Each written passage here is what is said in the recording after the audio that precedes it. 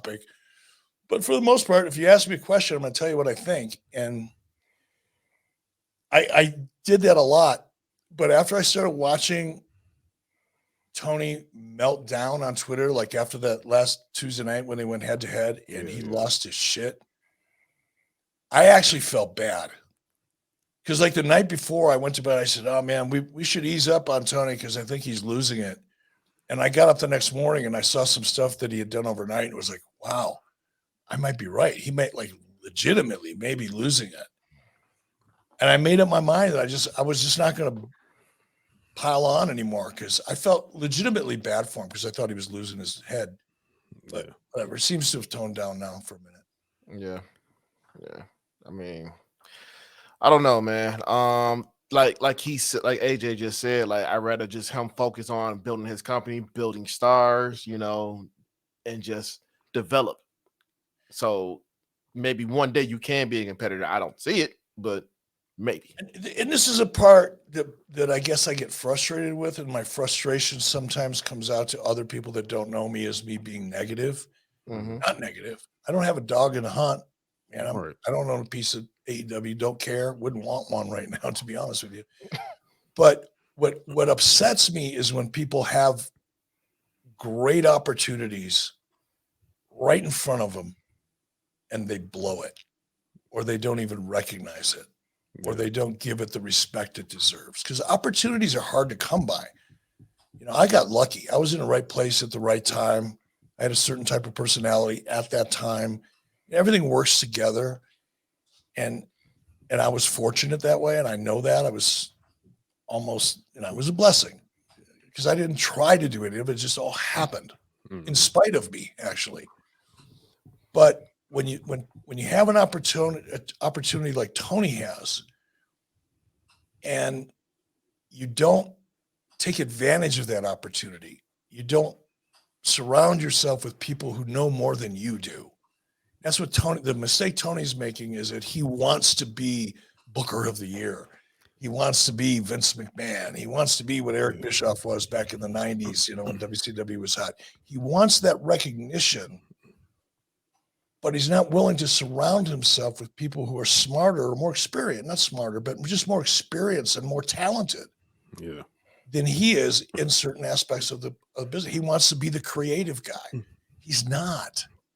Like no one would ever, nor would I let someone hire me to be in charge of finance because I just know my brain isn't working that way. No matter how much money you offer me, no matter what kind of perks you give me, if you give me that job and I take it, I know it's going to be bad because I'm not talented at that. Different people have different skills. Creative people are generally not that well organized. Creative people are not very analytical. Creative people don't really think about logic. It's like a left brain, right brain kind of gimmick. Just like accountants aren't very good at creative.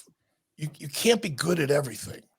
So know what you're good at, and then don't be intimidated to hire people who are way better than you at the things you're not good at. That's what Tony should be doing. But instead, he wants to be the guy, and he doesn't know how to craft story. He doesn't have the discipline. He doesn't understand it. He's not good at it. He's good at other stuff probably, but he's not good at that. I would say he's good at buying indies. He's good at buying other promotions. I think Tony is very analytical. I think Tony is, and this becomes that left brain, right brain kind of difficulty. I think Tony's super smart. Don't get me wrong. I think he's really, really, really smart. I think he's very analytical, and he can understand analytics and data in ways that I never could. Most people never could. Kind of like Rain Man that way. And people like that really impress me. They can really see pictures. They can look at a set of numbers and they can see a picture in their head. But he's not good at creative.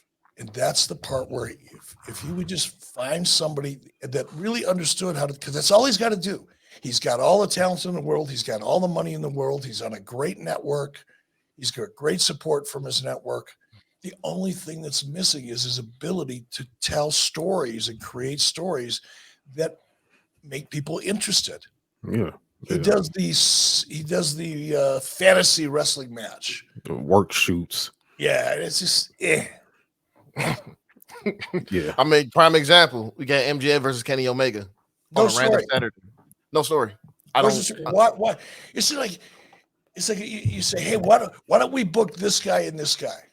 Okay, why? What's the reason? What? It's like going to a movie and dropping into the middle of the movie, and you didn't see what set the movie up. You didn't see the first act, so you don't know who the characters are. You don't know how the characters think. You don't know how the characters feel. You have no idea what kind of journey those characters are on. You just pop in the middle of the movie, and that's And then- exactly the way he books.